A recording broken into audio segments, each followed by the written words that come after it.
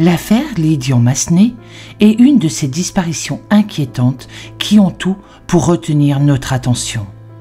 En effet, comment expliquer la disparition de ce jeune garçon, domicilié à Laon, dans le département de l'Aisne, dans la nuit du Nouvel An 2016, en sortant d'une discothèque de Soissons?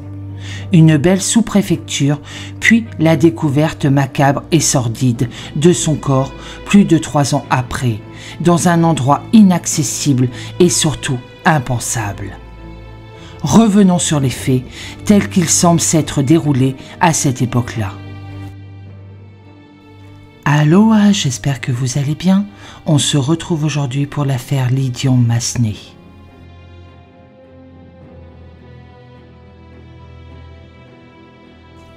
L'affaire Lydian-Massenet se passe dans le département de l'Aisne, plutôt calme et tranquille, dans la nuit du réveillon 2015-2016. Nous sommes à Soissons, l'une des sous-préfectures du département, active et bien vivante, avec ses 60 000 habitants. Comme de très nombreux autres jeunes gens, Lydian, un jeune homme agréable et sans histoire, âgé de 28 ans, sort entre amis en discothèque pour fêter le passage à la nouvelle année. C'est qu'il y a peu d'animation par ici et la capitale est loin en train. Mais il disparaîtra à la sortie de l'établissement sans donner signe de vie. Les parents, les proches, inquiets, saisissent les autorités. Un signalement est fait auprès du commissariat de police de Soissons. Certes, le jeune homme est majeur, mais ses proches en sont convaincus. Il n'a pas disparu volontairement. Quelque chose a dû arriver. Alors ils insistent. Une fiche de diffusion est établie et transmise à tous les commissariats de police et brigades de gendarmerie du département et de la région Picardie. Le parquet de Laon est saisi et ouvre une enquête judiciaire pour disparition présumée inquiétante. L'audition des amis accompagnant Lydian-Massenet ce soir-là et de ses proches ne donne rien de probant. On refait inlassablement la chronologie de l'après-midi du 31 décembre 2015 et de la soirée. On repart aussi sur les routes et chemins qui vont de son domicile à la discothèque et aux alentours. Rien non plus n'émerge de ces vérifications minutieuses. Les enquêteurs de la police judiciaire de Soissons n'ont pas plus de chance avec l'étude de la téléphonie et de la carte bancaire du disparu. De même, n'apparaît-il sur aucune des images de vidéoprotection de la ville et des environs, toutes passées au crible par des enquêteurs scellés. Et comme de nombreuses affaires de disparition présumées inquiétantes, le temps passe. Doucement au départ, puis se grève inexorablement au rythme des saisons qui défilent. Les enquêteurs se penchent encore une fois sur la vie du jeune homme, espérant y trouver un indice, un signe, un élément de nature à orienter les recherches et à les guider vers la manifestation de la vérité. Mais non, rien ne vient perturber la vie, paisible et tranquille, de la petite ville picarde. On complète les investigations, on les poursuit. S'il faut reprendre à zéro certaines pistes, c'est fait. Il y a eu, comme je le disais précédemment, la constitution de ce groupe d'enquête spécial dédié à cette disparition. Poursuite d'investigation, ça veut dire aussi la mise en place d'investigations d'envergure. L'enquête de voisinage qui a été faite auprès de l'ensemble des riverains de l'avenue de Château-Thierry était par exemple un exemple de ce qui s'est poursuivi, puisqu'il y avait déjà eu l'enquête de voisinage, mais pas de cette ampleur, pas de cette envergure. Justement, est-ce qu'on en avait fait assez au moment où la disparition a été signalée? On était en plein mois de décembre, la fin d'année, la période des fêtes, c'était un moment un peu compliqué. Est-ce qu'on en avait fait assez à ce moment-là? Oui. Assez, on ne sait pas assez ce que cela veut dire, puisque nous n'avons toujours pas d'éléments pouvant expliquer cette disparition. Dès le départ, la mesure a été prise de l'inquiétude concernant cette disparition.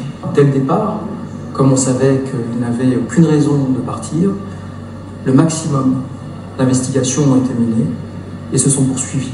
Aujourd'hui, ce que l'on peut dire, c'est que les pistes sérieuses sont conservées, même si je disais qu'aucune n'est à privilégier.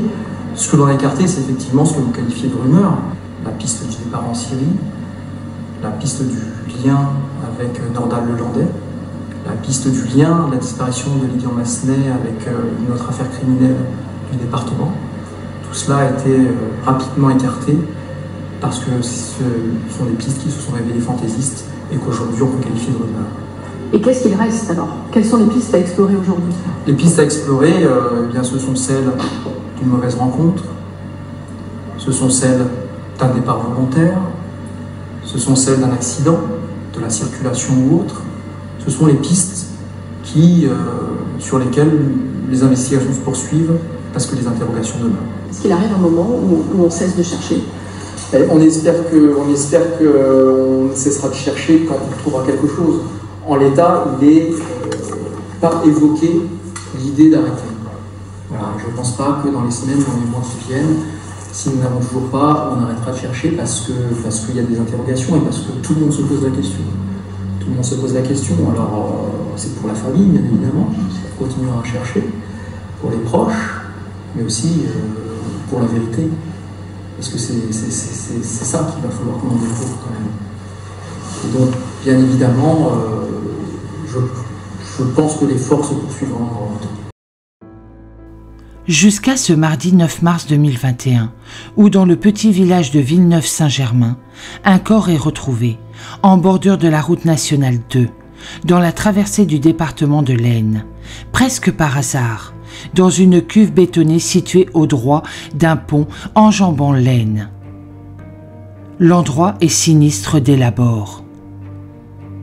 Il s'agit d'une ancienne cuve de décantation des eaux, à moitié immergée dans le fleuve, aujourd'hui abandonnée et largement envahie par les ronces et les herbes folles.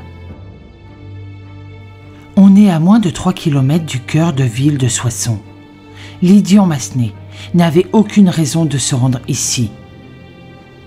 C'est ce que confirmeront à la fois ses amis de soirée et les membres de sa famille.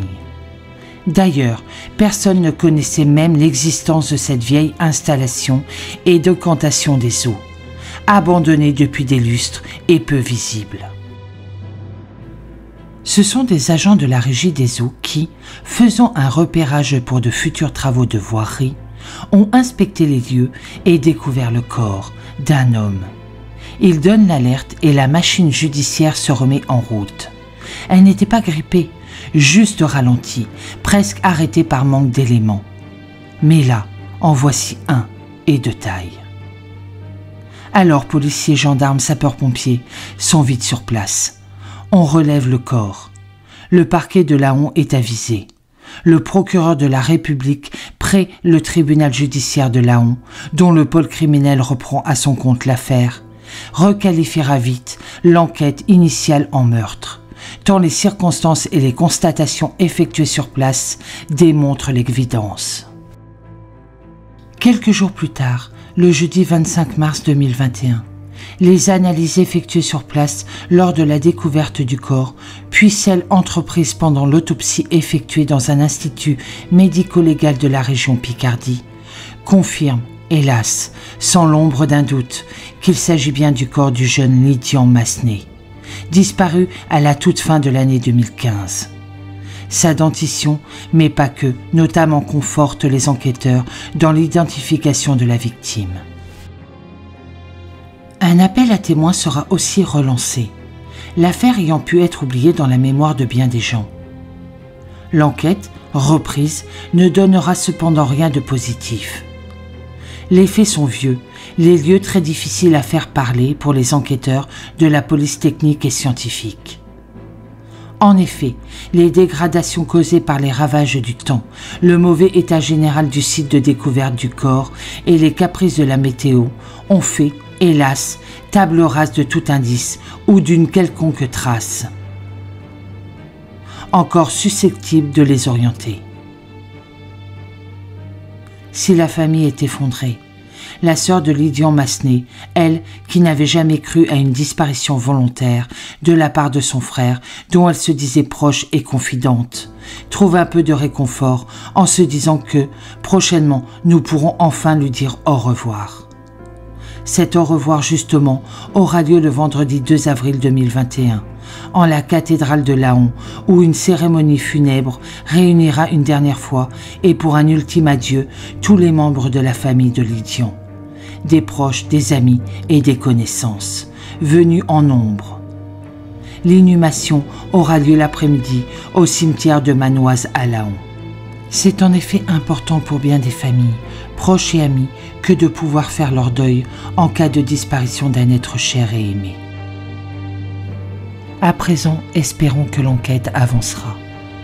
Je souhaite énormément de courage à sa famille. Pour ma part, je vous souhaite une très bonne journée, je vous dis à bientôt dans une prochaine vidéo et surtout prenez soin de vous.